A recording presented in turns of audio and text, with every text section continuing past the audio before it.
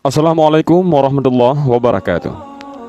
Ada sebuah pepatah bahasa Arab yang mengatakan, ilmu yang tidak diamalkan ibarat pohon yang tidak berbuah. Pepatah tersebut menunjukkan bahwa selain memiliki kewajiban mencari ilmu, seseorang dituntut pula untuk menyebarkan dan mengamalkan ilmu yang dimilikinya. Mengapa demikian? Karena dengan mengamalkan, hakikatnya secara tersirat ia juga belajar. Dalam Al-Quran, Allah Subhanahu wa Ta'ala memberikan jaminan kepada orang yang mengamalkan ilmunya. Dia akan memperoleh ilmu yang tidak tertulis di dalam kertas atau yang sering biasa kita sebut dengan ilmu laduni. Sebagaimana Allah berfirman dalam surat Al-Baqarah ayat 282, dan bertakwalah kepada Allah, maka Allah akan memberikan pengajaran kepada kalian dan Allah Maha mengetahui segala sesuatu. Menurut sebahagian al-arifin ataupun orang yang dekat dan mengenal Allah, tafsiran dari ayat di atas ataupun dari ayat tersebut adalah bahwa barang siapa yang menempati makam takwa, maka dia pantas dan layak menerima warisan ilmu Allah, yaitu ilmu laduni.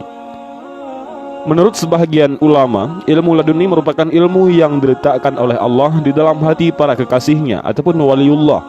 Dan inilah yang dilakukan oleh Sultanul Aulia Syekh Abdul Qadir Al-Jailani dalam berdakwah menyebarkan ilmunya. Ada banyak kisah tentang Syekh Abdul Qadir Al-Jailani yang tidak dijelaskan di dalam kitab-kitab ulama zaman dahulu, namun diceritakan di dalam kitab-kitab karangan habaib dan ulama Hadramaut, Tarim ataupun Yaman. Negeri yang sering dijuluki sebagai Baldatun Aulia ataupun negerinya para wali. Jadi wajar saja apabila banyak dijumpai kisah tentang karomah para wali dan ulama yang tidak dijelaskan secara detail dalam kitab-kitab lain. Termasuk ketika Rasulullah dan Sayyidina Ali bin Abi Thalib meludahi mulut Syekh Abdul Qadir Al-Jailani di saat mau berdakwah menyebarkan ilmu dikarenakan kurang percaya diri di hadapan para jamaahnya. Kisah ini juga diungkap dalam kitab Al-Fawaid Al-Mukhtarah Lisalikit Tariq Al-Akhirah karya Habib Ali bin Hasan Baharun, seorang santri yang berguru kepada Habib Zain Ibrahim bin Smith di Hadramaut, Tarim, Yaman. Al-Kisah, suatu ketika Syekh Abdul Qadir Al-Jailani melihat kehadiran Rasulullah SAW mendatanginya sebelum melaksanakan sholat zuhur. Seketika itu, ia kaget bukan main dan tidak jadi melanjutkan sholat. Tak lama kemudian, Rasulullah SAW bertanya, "Wahai anakku, mengapa kamu takut berbicara di hadapan banyak orang?" "Wahai ayahku, aku ini tumbuh dan besar di tengah-tengah penduduk yang tidak pandai berbicara. Lantas bagaimana aku mau berbicara di hadapan penduduk kota Baghdad yang pandai berbicara? Ditambah lagi ulamanya banyak yang alim," jawab Syekh Abdul Qadir Al-Jailani dengan rasa malunya. Mendengar jawaban Syekh Abdul Qadir Al-Jailani, Rasulullah SAW memerintahkan beliau untuk membuka mulutnya. Lalu Rasulullah meludahi mulut Syekh Abdul Qadir Al-Jailani sebanyak 7 kali. Kemudian beliau bersabda, "Sekarang pergilah dan bicaralah di hadapan manusia. Berdakwahlah dan ajaklah mereka ke jalan Allah. Berikan mereka nasihat-nasihat yang baik." Begitulah kasih sayang Rasulullah SAW terhadap Syekh Abdul Qadir Al-Jailani. Sebagai keturunannya, Rasulullah terus-menerus membimbingnya dalam berdakwah menyebarkan ilmu kepada seluruh manusia. Setelah kejadian tersebut, Syekh Abdul Qadir Al-Jailani melaksanakan salat zuhur dan duduk sambil memikirkan bagaimana caranya untuk berdakwah di hadapan penduduk kota Baghdad yang memiliki banyak ulama yang sangat alim. Mengingat dirinya bukanlah orang yang pandai berbicara. Namun selang beberapa saat, penduduk kota Baghdad berbondong-bondong mendatangi Syekh Abdul Qadir Al-Jailani di dalam masjid. Mereka meminta Syekh Abdul Qadir Al-Jailani untuk memberikan pengajian kepada mereka. Sontak saja beliau bingung apa yang harus disampaikan kepada mereka. Saat itu sekujur tubuhnya gemetar dan kurang percaya diri menghadapi penduduk kota Baghdad. Di saat Syekh Abdul Qadir Al-Jailani kebingungan, tiba-tiba Sayyidina Ali bin Abi Thalib datang dan masuk ke dalam masjid sambil berdiri di hadapannya. Sayyidina Ali bertanya kepada Syekh Abdul Qadir Al-Jailani, seperti apa yang telah ditanyakan oleh Rasulullah. "Wahai anakku, mengapa kamu takut berbicara di hadapan orang banyak?" "Wahai ayahku, aku tidak bisa.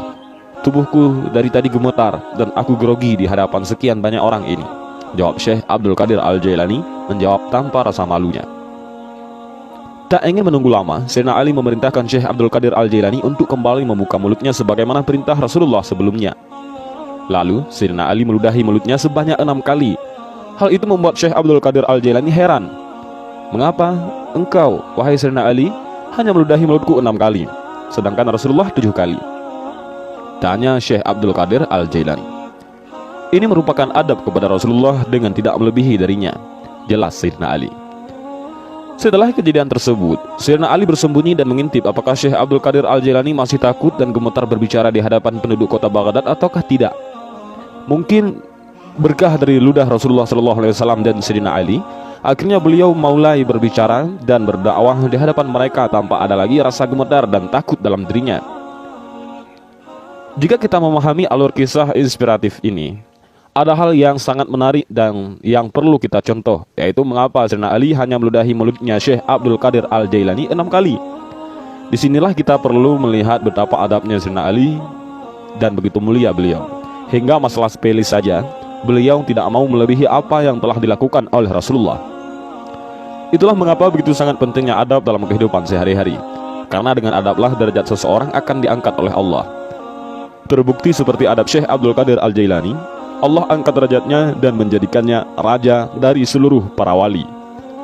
Lantas bagaimana dengan ilmu? Bukankah itu juga merupakan elemen penting dalam kehidupan sehari-hari? Ilmu juga merupakan unsur yang sangat penting. Namun itu setelah adab. Dahulukanlah adab daripada ilmu, setinggi apapun ilmu seseorang.